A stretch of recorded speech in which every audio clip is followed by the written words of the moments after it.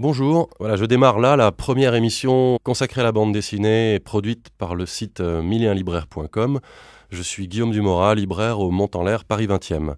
Donc aujourd'hui, nous allons retrouver Florent Rupert et Jérôme Mulot qui viennent de publier un nouveau livre à l'association, un livre un peu spécial au format tabloïd, et qui venaient donc signer leur livre un vendredi dernier au Mont-en-l'Air. Le son a été fait d'une seule traite, ça dure à peu près 40 minutes. C'est un exercice de style de journalisme un peu gonzo. On va croiser donc Rupert et Mulot, Kilofer, François Lisleguer, Bastien Vives, un certain nombre de gens que je vais introduire au fur et à mesure. Voilà, c'est un peu une expérience. Je vous laisse découvrir ça. À tout à l'heure. Vendredi soir, nous sommes en direct du Mont-en-l'Air. Nous recevons Rupert et Mulot pour leur dernier livre, Le Royaume, qui vient de paraître à l'association. Donc ils sont en train de signer leur livre, dédicacer leur livre. Alors dédicacer, c'est un bien grand mot, puisque chaque fois que Rupert et Mulot sortent un livre, ils mettent au point un genre de performance graphique pour signer leur livre. Donc là, on les voit tamponner, on les voit découper, on les voit se relayer l'un l'autre. Je vais leur passer le micro, ils vont nous expliquer un petit peu cette histoire de royaume, des morts. Florent Rupert. Bonjour. Alors, qu'est-ce que tu veux que je te parle du royaume ? Oui, le royaume, le royaume des morts, il semblerait. Oui, c'est un livre sur l'au-delà. Voilà. On a appelé ça le royaume parce que c'est l'au-delà qu'on propose, c'est un au-delà qui est un au-delà contemporain, qui n'est pas un au-delà chrétien. Oui, c'est un au-delà avec des voitures, avec des maisons. Oui, c'est un au-delà matérialiste, un peu quand même. Ouais, c'est profondément matérialiste, c'est un au-delà athée. C'est un au-delà de gens qui sont pas forcément déistes, voilà. Croient pas en Dieu. Et puis le point commun entre notre au-delà à nous et celui des chrétiens par exemple, c'est que chez les chrétiens l'au-delà se passe dans le ciel ou dans le sol, dans les enfers, et dans le ciel, nous aussi c'est dans le ciel, mais à la place de s'arrêter dans les nuages, en fait ça va plus loin et ça va dans l'espace. Mais on est dans l'espace froid intersidéral. On voit un personnage à un moment qui est un peu déshabillé, enfin il est genre en caleçon, et puis il se rend compte que il y a des gens qui ont emporté des objets avec eux, et lui il dit mais on m'avait dit qu'on pouvait prendre des objets, mais je pensais pas qu'on pouvait prendre une voiture c'est pas un objet. Et voilà, il y a ceux qui ont pensé à prendre des trucs avec eux, et puis ceux qui sont un peu largués, qui s'emmerdent un peu dans l'univers avec juste leur bite et leur couteau, si je puis m'exprimer ainsi. Oui, c'est ça. Effectivement, il y a eu beaucoup d'objets dans ce livre. Les gens ils se posent beaucoup la question de... donc en fait on comprend évidemment que dans cet espace en fait ils flottent dans l'espace.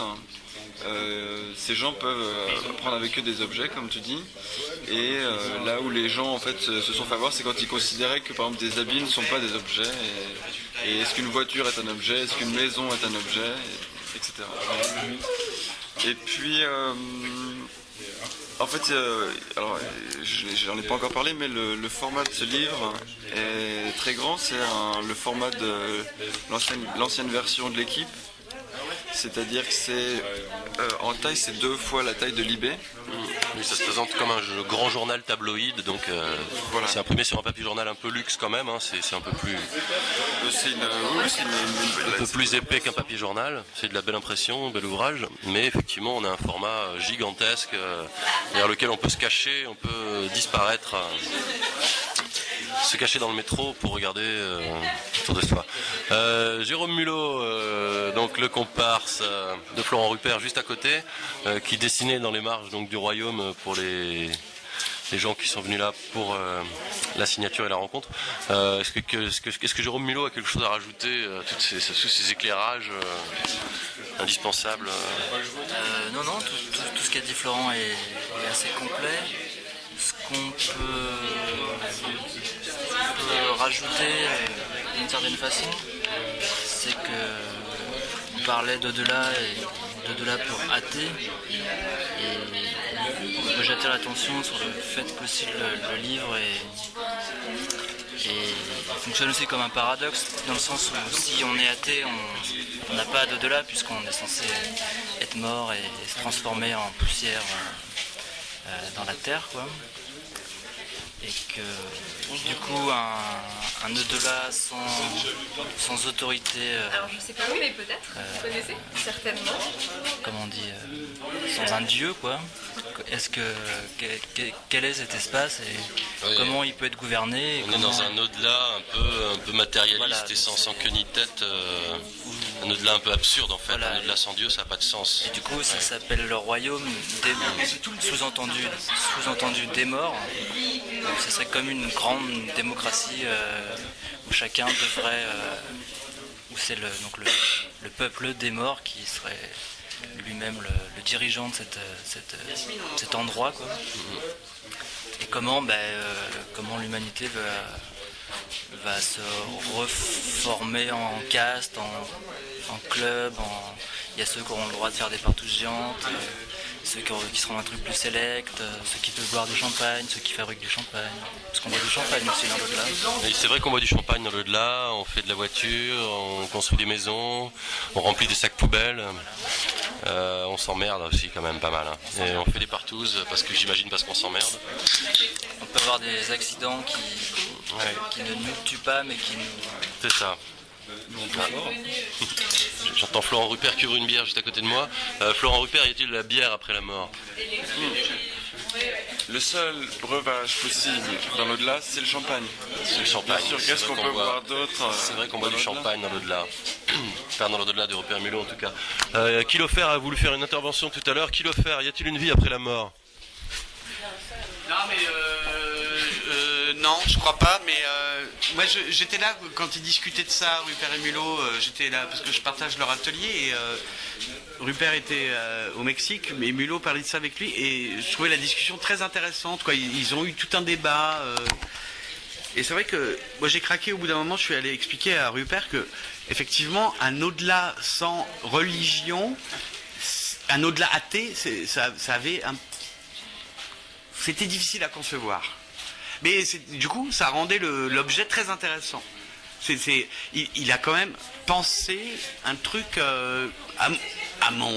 moi, hein, moi j'y connais pas grand-chose, à ma connaissance, inédit. Il a pensé un au-delà sans Dieu, sans religion, sans dogme. Ça existe déjà. Hein, tout l'hindouisme, dans l'hindouisme, il n'y a pas de dogme. Et bon, je trouve la proposition pleine de questions. Et finalement, qu'est-ce que c'est qu'un artiste?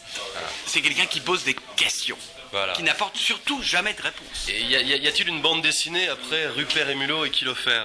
Y a-t-il une vie après la bande dessinée, après le royaume surtout? Ah, intéressant. Je crois qu'on peut arrêter la bande dessinée après le royaume. La forme d'expression est arrivée à son terme, à son acmé, à son climax. Et je crois qu'on peut... Moi, personnellement, je vais arrêter. Enfin, je n'ai pas fait grand-chose jusqu'à présent, mais là, je pense que c'est le moment d'arrêter, oui. Je crois que c'est la borne ultime de l'expression en bande dessinée et qu'on peut s'en tenir là. Bon, ils sont en train d'être gênés là. Vous pouvez continuer à faire votre truc, hein. Et alors, donc Rupert et Mulot viennent d'interrompre la séance de signature. Ils sont perplexes face à l'intervention de Kilofer. Vous avez quelque chose à rajouter après l'intervention de Kilofer, Jérôme Mulot? Non, il est certainement ivre. Il a raison quand il dit qu'après le royaume, il n'y a plus rien. Oui, enfin. Non, évidemment. Déjà qu'après la vie, il n'y a plus rien, mais après l'après-vie, est-ce qu'il y a encore quelque chose? C'est ça la question, Guillaume, enfin. Il y a peut-être la possibilité de faire de la bande dessinée dans l'au-delà. Hein. Ah, la bande dessinée dans l'au-delà. Ces personnages-là peuvent... Y a-t-il quelque chose après l'au-delà? Non, mais une fois qu'on a franchi la barrière, on peut peut-être s'occuper, on peut peut-être faire des trucs, ouais. Donc peut-être que c'est une nouvelle proposition. peut-être qu'on peut... Mais on peut peut-être aussi faire la même chose. Bon, on s'éloigne un petit peu de la bande dessinée, hein, parce que y a-t-il un au-delà de l'au-delà ça se mord la queue un peu là. Attends, je suis pas d'accord. Et Kilofer n'est pas d'accord. On s'éloigne peut-être de la bande dessinée, mais finalement, c'est quoi la question de l'art? C'est ça, quoi. C'est comment se survivre. C'est la mort. C'est l'état d'être humain. Et c'est quoi être un être humain? C'est avoir conscience qu'on va mourir. Et donc, toute forme d'expression, finalement, est un questionnement sur la mort. Bon, on est en plein dedans, quoi. Enfin, je sais pas. C'est complètement normal, tout ça, finalement. Alors on a là un historien de l'art à mes côtés, Pierre-Olivier Dufis. Le royaume, la mort, rapport à... Non? Oui. Oui, voilà. Donc c'était le point de vue de l'historien de l'art. J'ai répondu si. Si. Si la question est non, il faut répondre si. Je pense. Il pense, Kilofer pense. Ou alors tout à fait. François Olisleger. François Olisleger est auteur de bande dessinée.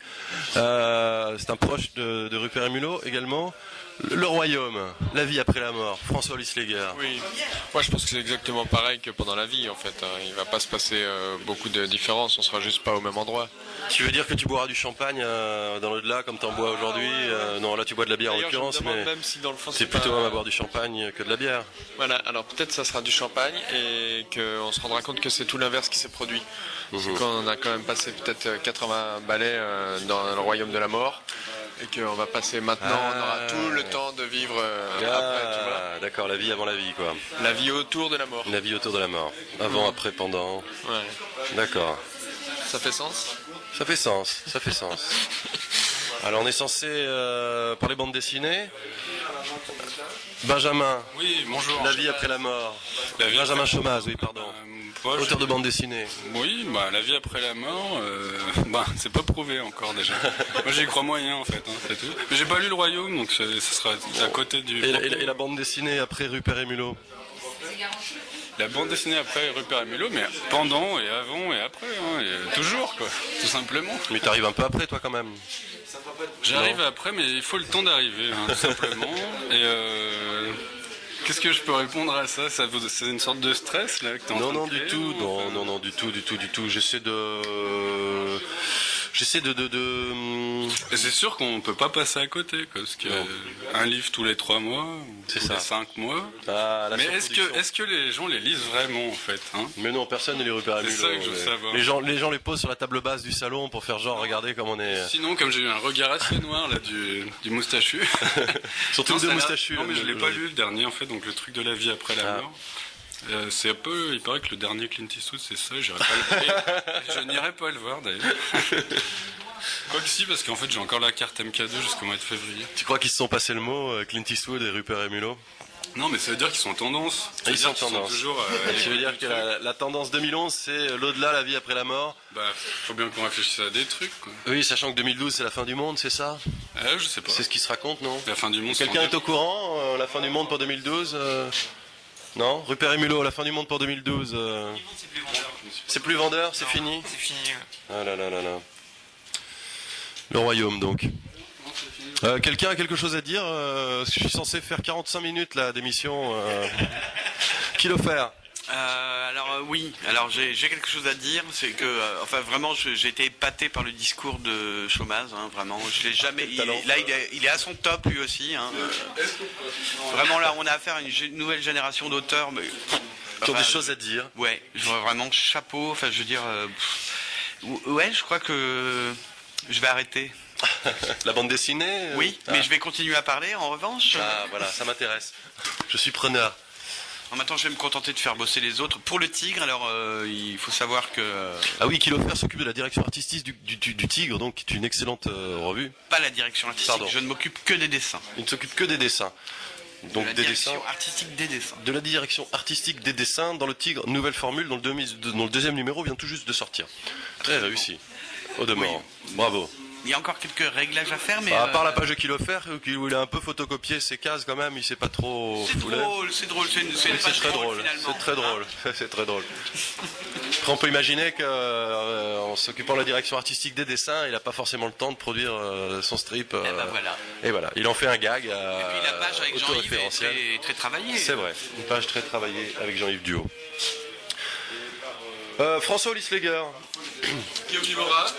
Donc François Lisleger, ce soir tu es venu signer une sérigraphie qui reproduit donc une fresque que tu as réalisée dans le cadre de l'exposition sur la bande dessinée et l'architecture qui s'est tenue à Paris il y a quelques mois de cela.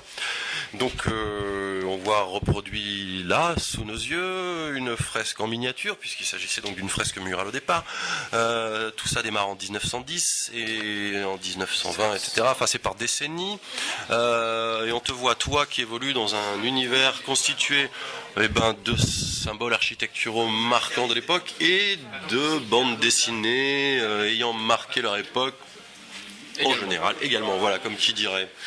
Donc, on est là face à une bande dessinée qui tient du muralisme en bande dessinée ou de la bande dessinée muraliste, je sais pas, quelque chose de cet ordre-là. C'est une très belle tournure, merci. Guillaume Dumora, et je vous remercie de l'avoir trouvé et formulé de la sorte. Donc tu es le Diego Aranega. Eh bien, en effet, le Mexique Aranega, m'a toujours passionné. Aranega, il fait de la bande dessinée, on est dans la BD là. J'ai longtemps été fasciné par l'Orient, mais beaucoup moins que par le Mexique. Oui. Et en effet, c'est une fresque dans laquelle se retrouve une certaine forme de narration, même si elle est dénudée de cases ou de structures classiques de la bande dessinée. On peut quand même cheminer à l'intérieur d'un univers en construction et en mutation. Et on peut remarquer que les seules formes de vie sont les personnages de bande dessinée. À peu de choses près. Ah oui. C'est-à-dire que tout ce qui relève des citations de littérature, d'architecture, de cinéma... Ce sont des livres. Ce sont des objets. Des objets, Ce sont des constructions. Et les personnages qui se promènent dans cette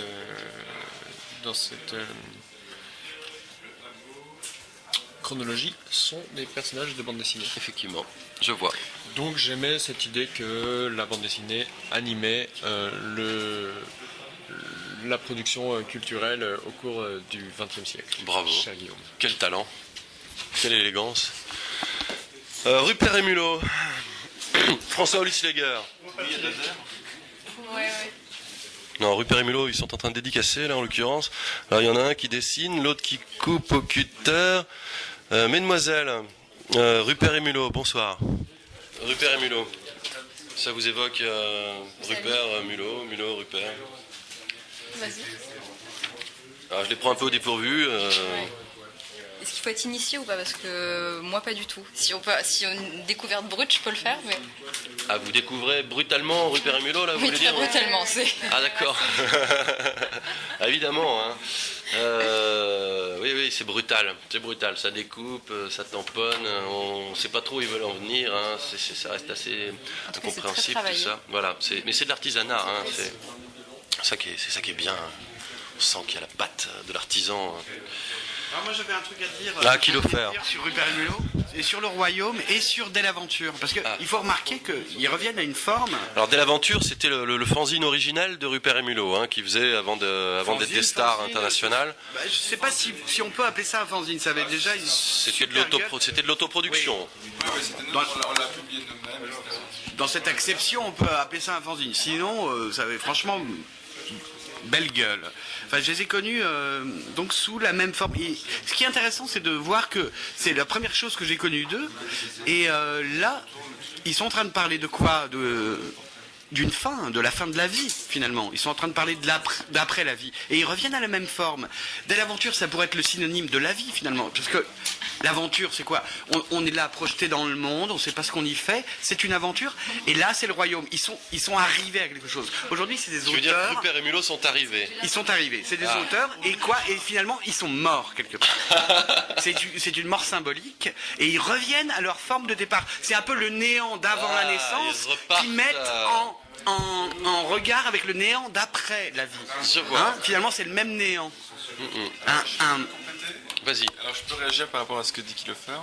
Moi j'ai une information sur ce que vient de dire Kilofer que personne n'a encore. C'est qu'en fait je sais que Kilofer n'a pas encore lu Le Royaume.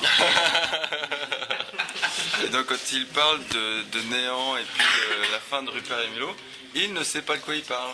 Oh, Bastien Vives qui arrive à l'instant. Alors Bastien Vives... Bastien Vives, Rupert et Mulot donc. Non, pardon. Ensuite, Bastien Vives, mais moi je voudrais... Kilofer encore. Quand même, on vient de m'interpeller. On demande Kilofer au téléphone. Il se trouve que c'est faux ce qu'a dit Rupert. Je l'ai lu en partie. Je sais à peu près de quoi je parle quand même. Je l'ai feuilleté attentivement. Je n'ai pas tout lu en détail. Et j'ai lu en détail certaines pages. C'est vrai que je n'ai pas tout lu. Mais ce que j'ai lu, mon discernement m'autorise à dire ce que j'ai dit. Kilofer, on vous demande au téléphone. Bastien Vives vient d'arriver. C'était un invité surprise. Donc Bastien Vives est un jeune auteur de bande dessinée que certains d'entre vous connaissent. Moi je suis Guillaume, le responsable de la librairie. Je suis censé faire une émission d'1 heure pour la radio que je dois remettre lundi matin à 9h. Je fais tout ça à l'arrache totale. C'est du gonzo journalisme. On était en train de discuter de la vie après la mort avec Rupert et Mulot, du Royaume. Kilofer avait son mot à dire, parce que Kilofer a son mot à dire surtout. Bastien Vives, y a-t-il une vie après la mort? Y a-t-il un espace pour un jeune auteur de bande dessinée après Rupert et Mulot Non, c'est impossible, c'est eux qui ont ceux qui ont le hype, quoi. Le feu sacré, le hype, c'est Rupert et Mulot. C'est ça. On peut rien faire. Moi je suis passé après, j'ai dû reprendre ce qui restait, donc les histoires sentimentales pour Nana. J'ai laissé le hype à Florent et Jérôme. Bon, ceci dit, ils sont déjà dans l'au-delà, là, donc il y a peut-être moins, si on pousse un petit peu, peut-être qu'on peut les envoyer. Je retourne vers Florent Rupert. Il faut dire quand même que l'au-delà qui est décrit dans le Royaume,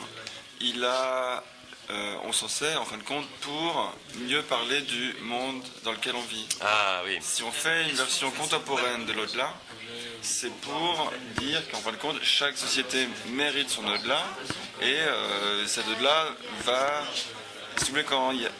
Chaque société a l'au-delà qu'elle mérite aussi, j'imagine, parce que là, cet au-delà, il est très matérialiste, très occidental, il est pas sexy du tout, quoi. Enfin, il ressemble à notre quotidien, pas par la partouze, mais bon, et encore, enfin, est-ce qu'on aspire à partouzer toute la... Je sais pas. Oui, c'est un secret. Bon, C'est pas un secret. par exemple, Dante, quand il fait la Divine Comédie, lui, il essaye simplement de décrire comment ça fonctionne, plus tu vas au fond de la terre, plus tu traverses les siècles et plus tu vas dans des fautes graves.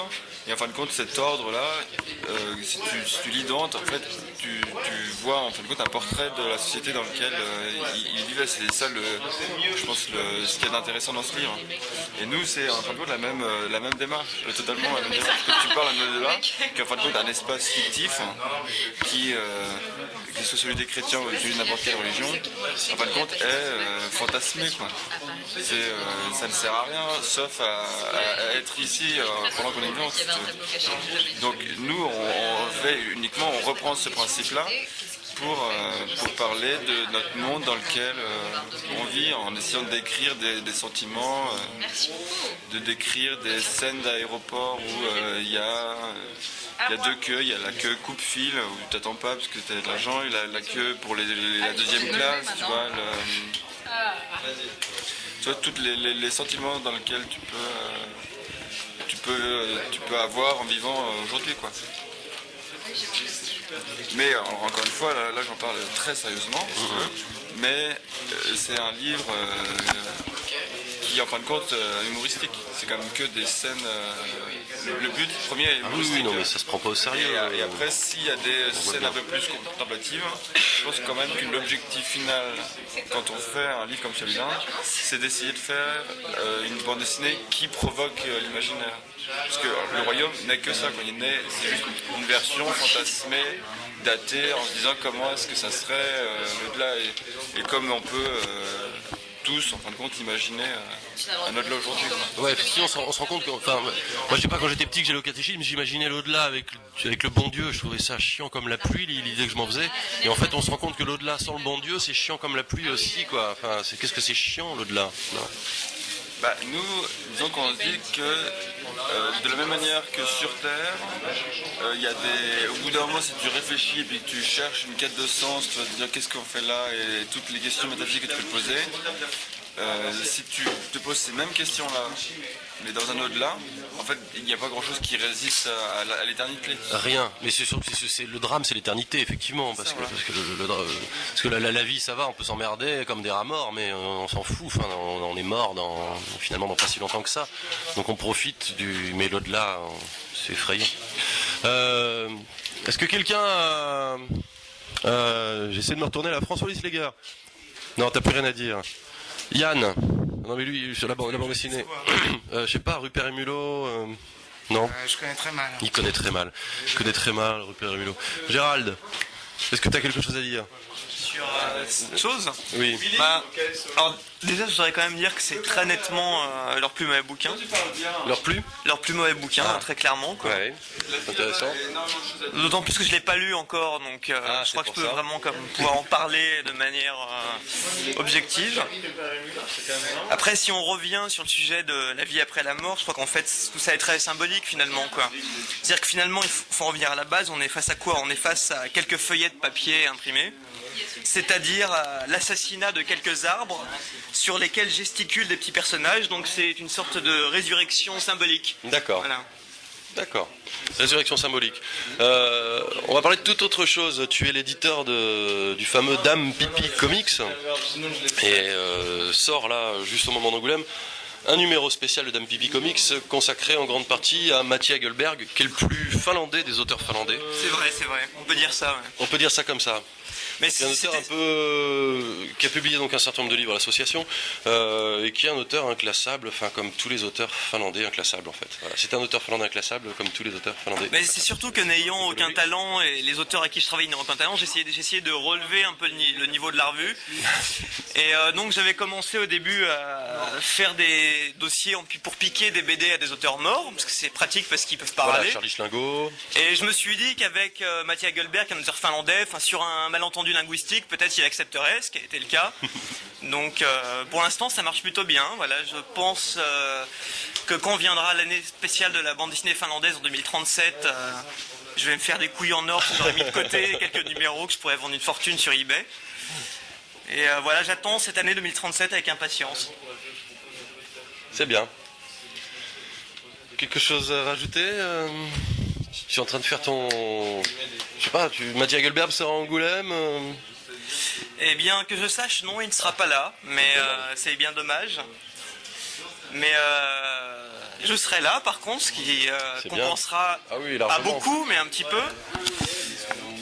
Et je pourrais donc tenter de vendre ce magnifique bloc de papier qu'on appelle une revue que je suis censé défendre, qui, outre Mattia Gullberg, est composé de plein d'autres choses, de plein de bandes dessinées, d'articles, de petits gadgets en papier à découper, à monter soi-même, etc., etc. Et qu'il faut bien le dire, est quand même la meilleure revue du monde qui existe actuellement, quoi. Je pense qu'on peut pas dire autre chose, quoi. Bon, on va essayer de faire un peu dans l'international. On a là une visiteuse brésilienne. Bonsoir, bonjour. Tu peux te présenter en 2 mots?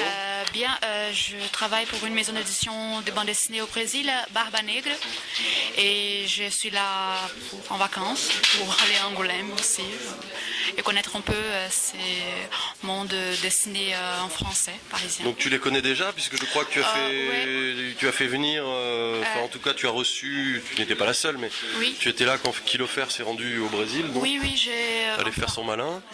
Oui, j'ai traduit le 676 de Kilo Fer apparition. Je suis fan de la bande dessinée française depuis 3 ans, que j'ai connu les livres de l'association et après Rupert Mulot. Ce que je voyais sur internet et aussi que je voyais sortir un peu et c'est bien, ça m'intéresse beaucoup. Oui. Et c'est surtout génial de venir ici, de voir tous ces auteurs réunis. C'est un groupe bien, je crois, convivial. Salé. Ouais. Bon, s'il y avait moyen de me trouver une bière, je trouverais ça encore plus convivial en ce qui me concerne. Ok. Y a-t-il une bière qui se promène? Non, ça va, merci. Non, mais c'est pour moi. Ah, d'accord. Mais après, toi, tu fais ce que tu veux. C'est vrai. On a Benjamin Chomaz qui va acheter de la bière. Benjamin Chomaz, ne bouge pas. Tiens. Non, mais je te donne un peu d'argent quand même. Mais avec ça, je vais prendre carrément un pack. Ah, bah, tu penses que tu veux. Une bière pour toi. Pour moi, puis pour toi. Bah tiens, je t'en prends une et je prends pas tes. Mais non, mais si, prends-en quelques-unes. Avec ça, je peux acheter le royaume, j'ai même pas besoin d'y aller.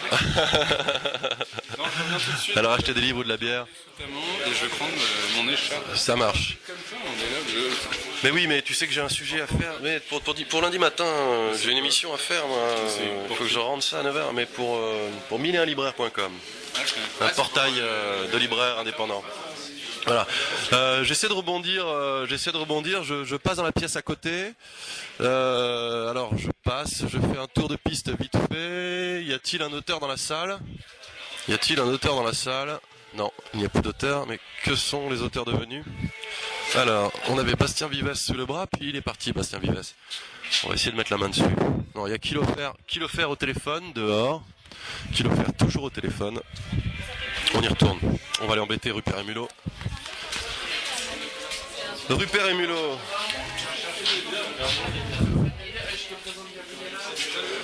Alors, Gonzo Journalisme.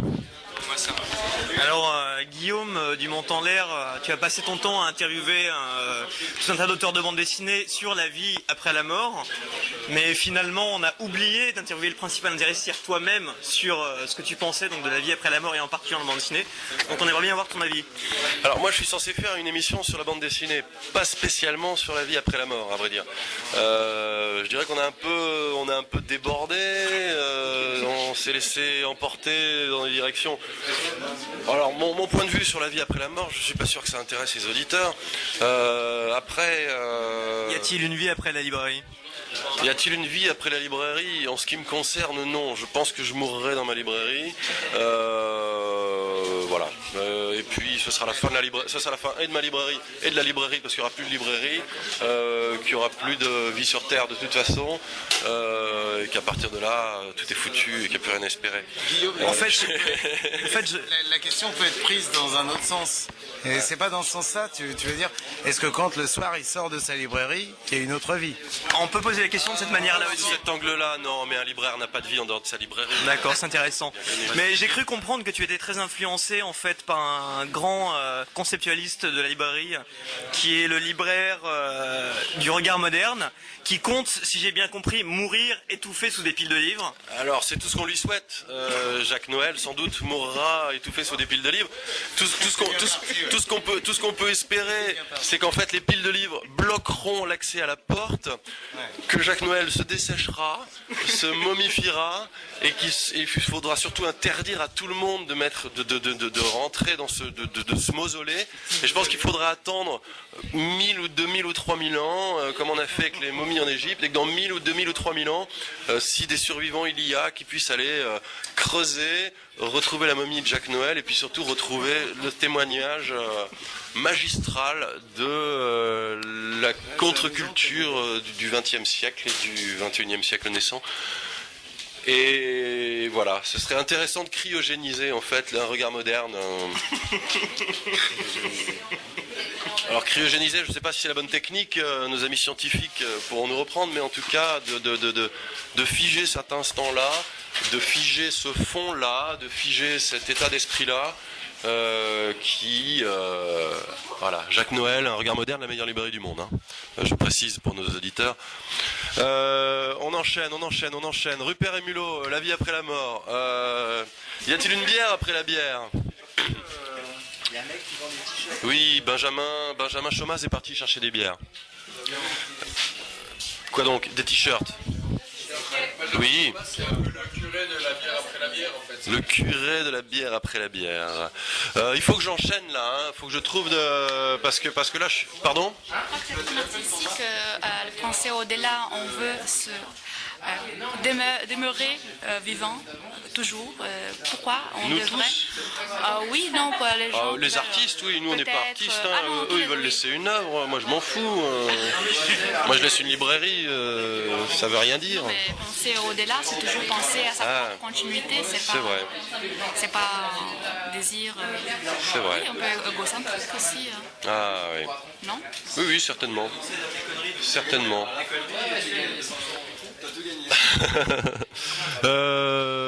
Gérald. Oui.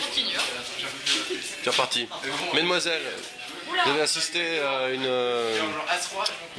performance du duo Rupert and Milo team. We did a tea Yeah. in And what else? What else? Ça vous a changé? Yeah, we talk about secrets and afterlife, Yeah. you know. yeah. And I know the name Au-delà. Okay. Au-delà, Au-delà, it's French for afterlife. You had a great illumination. Yeah, quite sort of. You start a new life, something like that. I think I felt like I was dying and at the same time reborn. It's something like a near-death experience with Rupert and Milo. But I was the same person at the same place. But I don't know if it's Catholics or Muslim, but I think it was a mix of everything. Mix of every religion. Wow. Yeah. Incredible. Yeah, I know. François Liefleger. Quoi La vie après la mort. On dit pas quoi, on dit comment. Comment? La vie après la mort. En anglais, si tu veux. Life after death, after life, after death, after life. What else? C'est intéressant. La bande dessinée. François Liefleger n'a plus rien à dire. Pierre-Olivier Dufis, la bande dessinée, La vie après la mort. Non, pas très bavard. Alors, Rupert et Mulot s'entretiennent avec Bastien Vivas d'un type qui gagne 400 € en jouant sur des sites au poker, j'imagine. Poker online. Il n'y a pas de saut-métier. Moi, j'ai 1 heure d'émission à faire. Le poker est-il la solution à la crise de la bande dessinée? Et le poker est-il une solution à la crise de la bande dessinée? Y a-t-il une vie après le poker, dans l'au-delà de la mort? Bastien Vivas. Non, le poker, c'est le grand mythe de la bande dessinée. Tout le monde essaye de faire une BD sur le poker parce qu'ils disent que ça cartonne à la télé. Non, mais c'était ça il y a 5 ans. Tous les scénaristes, ils avaient tous un scénario avec une BD sur le poker. Mais bon, quand on voit en point de vue de mise en scène que c'est quand même assez chiant de dessiner des gens assis, je sais pas, ils ont pas réussi. Donc bon. Et avec le tricheur. Si, il y a la BD de Jean-Christophe Derrien. C'est celui qui organise le tournoi de poker à Angoulême pour la sortie de son album. Il a fait. Donc il y en a un qui a réussi à le faire. Mais ça marche pas, cette BD. Je sais pas. Mais il est scénariste, donc lui il avait le bon rôle quoi. Mais ce mec, la Poker Name, ces pages elles sont super drôles quoi. Ah oui. Par contre, tu comprends rien. Ah ouais. Parce que tu vois, il parle de fiches, il a vraiment un vocabulaire de mec qui joue au poker. Et du coup, tu sais pas tellement de quoi il parle. Mais ça a l'air vraiment très bien. Bon, on est en train de dévier sur le poker. Je vois qu'il y a Kilofer qui a fini de passer ses coups de fil là. Kilofer, il a pas fini. En fait, il faut savoir, il y a une révolution de palais actuellement, l'association. Ah oui. Aïe, oulala, il faut couper là. Non. Il vaut mieux pas en parler. Évitons d'en parler. On en reparle plus tard entre nous. Voilà, on va pas mêler la politique, les grèves générales, l'insurrection. Non, en direct du tout. Non, mais ça. Ah, en russe dans le texte. Donc oui, le poker, la bande dessinée, Kilofer. Je vais voir à côté. Allô. Journalisme Gonzo. On va peut-être faire un petit break là. Je vais faire cut. Voilà, c'était une tentative de journalisme Gonzo en direct du Mont-en-l'Air. On va se retrouver le mois prochain pour une nouvelle émission où on continuera à peu près sur le même principe avec des auteurs de passage au Mont-en-l'Air. Ce sera donc toujours une certaine forme de direct. On va se quitter. Une petite pensée au passage pour la maison d'édition L'Association, donc qui publie Le Royaume de Rupert et Mulot, qui est un peu en crise en ce moment. Les salariés sont en grève. On espère que tout va bien se passer, que les auteurs qui sont impliqués arriveront à trouver une issue raisonnable à la crise. Voilà, on se retrouve très bientôt au mois prochain.